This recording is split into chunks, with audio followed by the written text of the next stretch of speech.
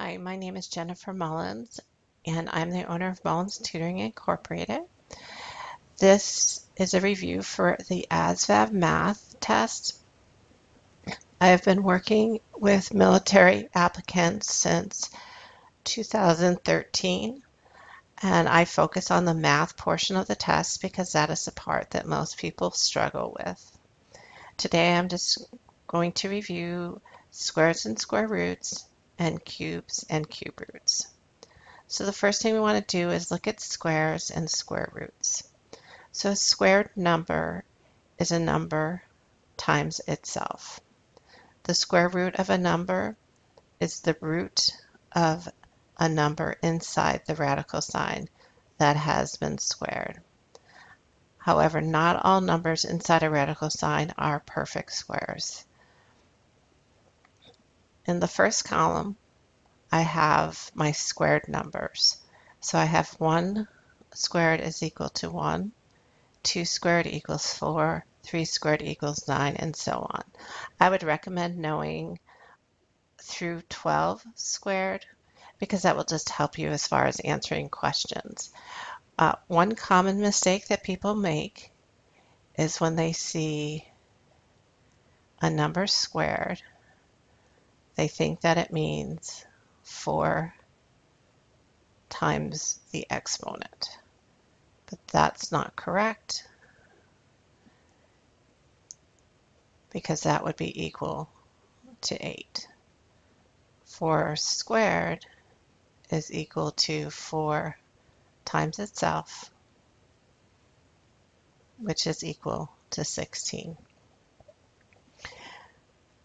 On the second column, we can see the square roots.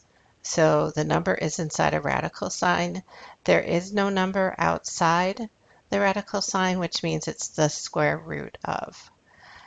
And so if we look at 1, the square root of 1 is equal to 1. The square root of 4 is equal to 2. The square root of 9 is equal to 3. So basically what we have is a fact family that if you know that 3 squared is 9, then you'll know that the square root of 9 is 3. So just knowing these two columns will help you to solve problems because there's always square roots on the test. You may come up on the test with the square root of 50, for example. 50 is not a perfect square as we see from the column. But we can break this 50 down. So 50 is the same as 2 times 25, which is the same as 2 times 5 squared. Because it is in the square root, I can pull that 5 squared out because the square root sign cancels the square. So it would just bring the 5 outside and I'd have the square root of 2. And this would be the simplified version. So let's take a look at cubes and cube roots. So a cube number is a number times itself 3 times, such as 4 times 4 times 4.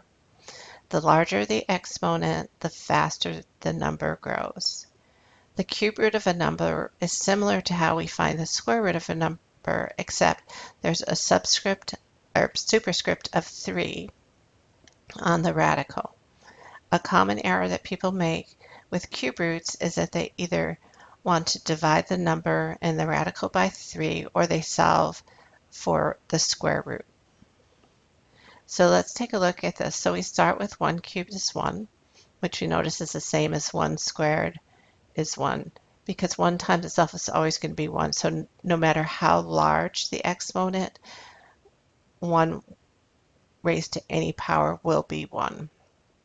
But let's take a look at the second column, and the answers for the cubes. So I go from 1, 2 cubed is 8, 3 cubed is 27, 4 cubed is 64, 5 cubed is 125, and 6 cubed is 216. So as you can see, they grow rapidly. And if you compare them to their squared counterparts, you will notice that there is a big difference. And if I went to the fourth power or the fifth power, I'm going to find an even greater growth. So in the second column, we have the cube root of a number. So just like 1 cubed is 1, the cube root of 1 will also be 1. So we're going to look at that. The cube root of 8 is 2. Now, you may see the cube root of 216. And one of the things that you're going to, that could be a choice, would be 72. And I have find 72 by dividing 216 by 3, but that would be the wrong answer because 72 times 72 is obviously going to be a big number, and then we would be multiplying it by 72 again. So the smaller the number in the radical for a cube root, the smaller the root is going to be. I hope this was helpful for you.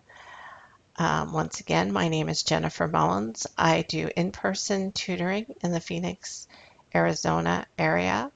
I also offer online tutoring. So if you would like some more information, you can contact me at information@mullinstutoring.net.